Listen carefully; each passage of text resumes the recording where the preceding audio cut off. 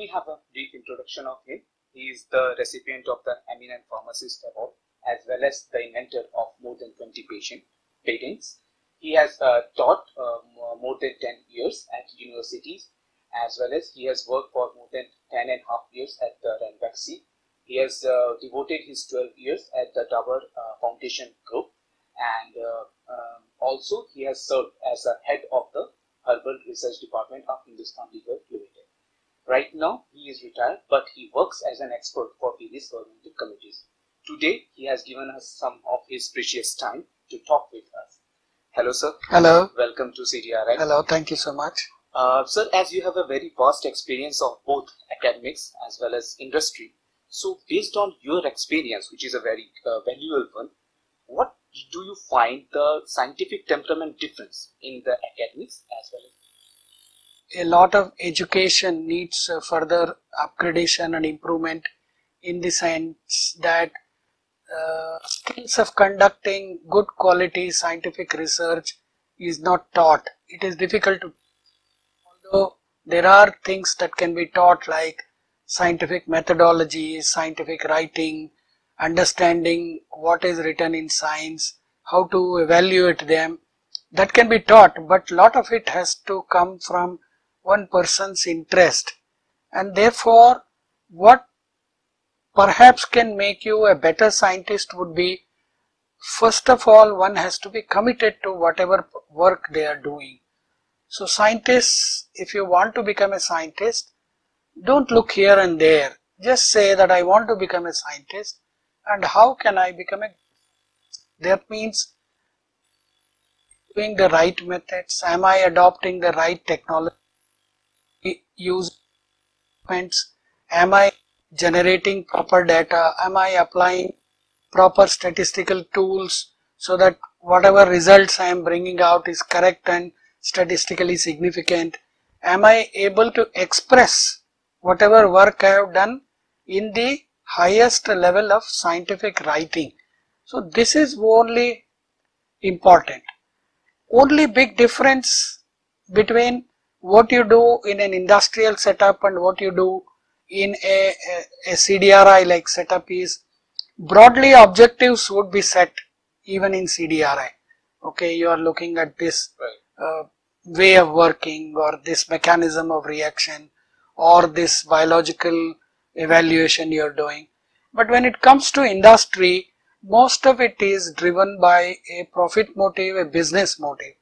So at the end you have to produce the result that is expected in a definite allotted time, and if you can save money, if you can save time, if you can help the company do the work in a better way, shorter way, that is what a company looks for. So there again, it is the application of the basic science or the tools of analysis or the understanding or looking at a creative way to reduce number of steps. You are doing science again, but you are doing with a goal so that the product or the technology or the service that you give comes in time and of the highest quality. Because if quality is not achieved, no consumer will buy it. They will say your drug is not working, or it has given me side effects, or it is not passing the quality test. So therefore every stage we will have to keep on evaluating. So when you work in an industry, what happens is checks and recheck, checks and cross checks happen at every stage. Whereas in a scientific research institution like CDRI, many times you do science for the sake of science, and you may not apply all these yardsticks at each stage. So therefore there is a difference. Of course today, driven by, let's say, the assessment criteria, the demand of the consumers, the demand of public, the demand of government agencies, even laboratories like CDRI, there would be questions asked if your science is of a low quality. Your boss will not like it, your director will not approve it, you will not get your promotion, you will not get your, let's say, increment. So I think fundamentally it's a question of committing yourself to do the best job in whatever you do. So science, I think, by and large is same. So don't you think the difference that academics are producing the researcher completely expertise on the basic research, whereas industry demands more often applied researcher, and in terms of hiring of such researchers in industry, the researchers used to find out way behind to cope up with the industrial demands? No, I think the requirement of an industry would vary. When it comes to research like what CDRI does, there can be industrial research laboratories who may be looking at some aspect of basic science. Like for example, I work with Unilever Research. Unilever Research has a separate group called Technology Research, where only people would look at technologies and product and design and converting it to market. Whereas the basic research happens in a company like Unilever. Similarly, number of pharmaceutical companies are investing to understand disease pattern, disease areas, mechanisms of disease reversal, the etiology of the disease and screening methods, which is all some of the basic understandings. So it depends. If a scientist who is coming out or trained in a place like CDRI goes to an industrial setup, if they get an opening in that kind of research, then he will continue or she will continue to do the same type of work they are doing. But if by chance a person who has been doing on the mechanism or biochemical pathways or genomic expressions or proteomics, they go and he joins a portion which is converting it into tablet or capsule or injections, the person is not trained for that. Right. Even the mental makeup may not be correct. So the person has to decide what kind of career that I want or what kind of job I will do in an industrial setup. Accordingly, one will have to select. So I think again I am coming back to the saying, high quality of work. Whatever we do, we must do the right quality of work, whether it is science or technology, then I think it is. Like for example, in an industry, you go and take scale-up batches based on some technology that has been given by, let's say, CDRI. So, extractions. In a technology, industry would want the extraction to happen correctly within time with proper yields and with very low quantity of impurities, and the material must meet the finished product specification. If one doesn't apply good science and good technological controls, then even there again they will fail, which industry will not tolerate. Industry may just ask you to go home next day, saying that you didn't meet our requirements. We have given you all the requirement. And imagine in an industry, if you are taking a scale-up batch, the cost of that one batch could be enormous value. So no industry would like to throw it down the drain, and today with pollution control and everything, even disposal becomes a serious problem. So fundamentally, I think honest application of commitment and doing the right science is important, whether you work on the industry or in the academy. So, as you have a huge experience on working on the industry, so what did you expect from a government-funded organizations like CDRI should we work on, and what is the expectations? See, expectations are quite clear. When an industry partner comes to a lab like CDRI and they say, okay, you have got this technology at lab scale and I am ready to take it. But then what are the requirements? One is, even in the lab scale, it should have been demonstrated quite effectively with all the controls, quality control, in-process steps, etc.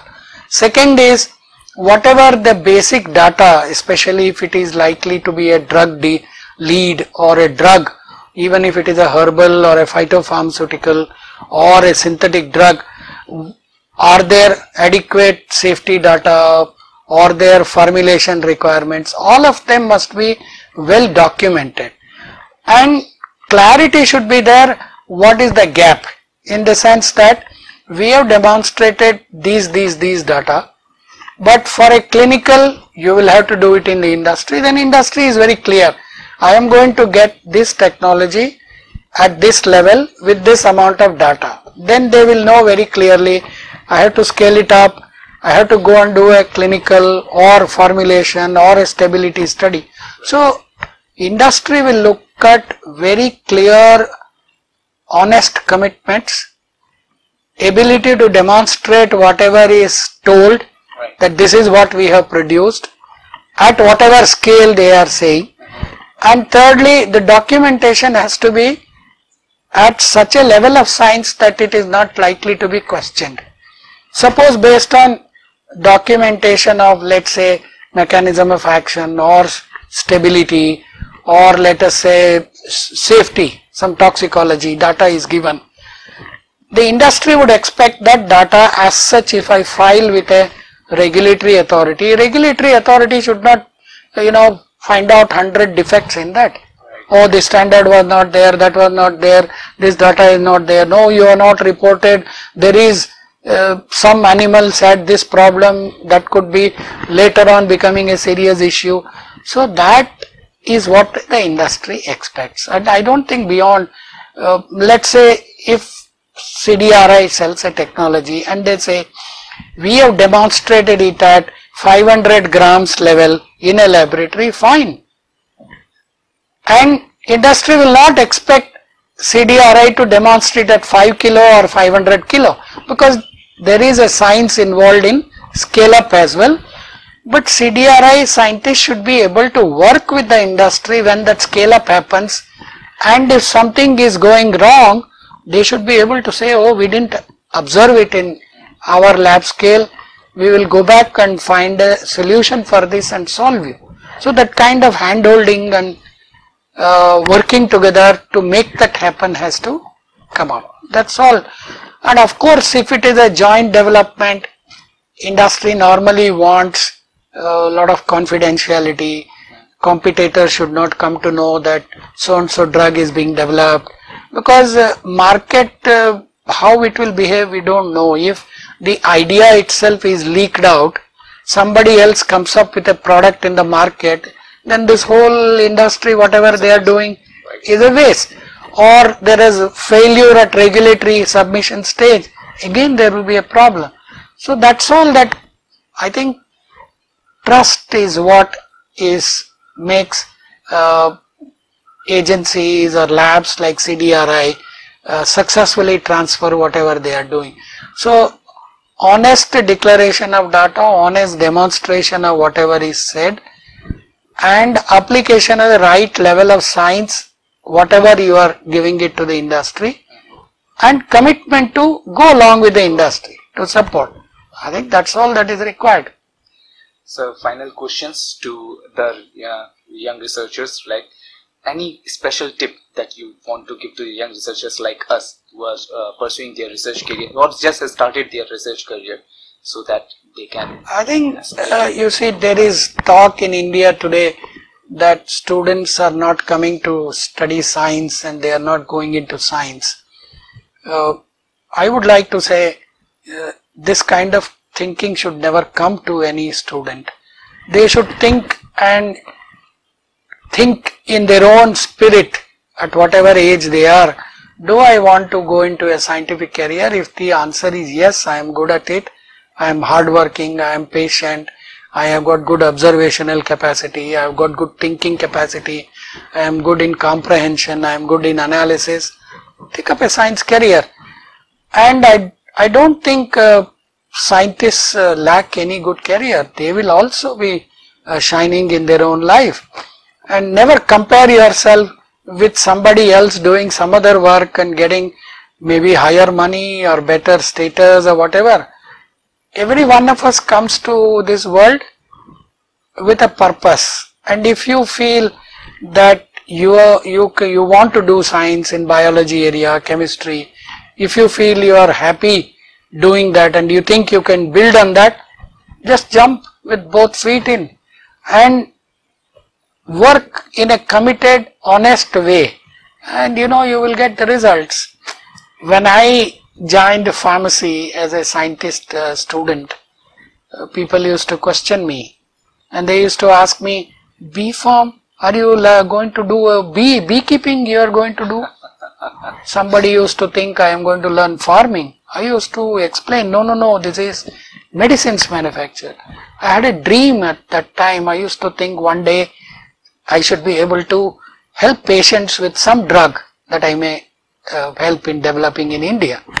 I think I am quite happy. We have done a lot of things. This country offers a lot to the scientists. Maybe there will be some ups and downs here and there, but that is natural. So scientists, once you decide you want to go into this area, don't hesitate, but go and do a good job of whatever you do, and success will come to you. Thank you so much, sir, for giving your valuable time and such an important tip to the researchers that we should work hard and we should work by heart. And I hope that you had a great time in this conclave, sir, and we are looking forward for your session to the next day. Okay. Thank you so much. Thank you.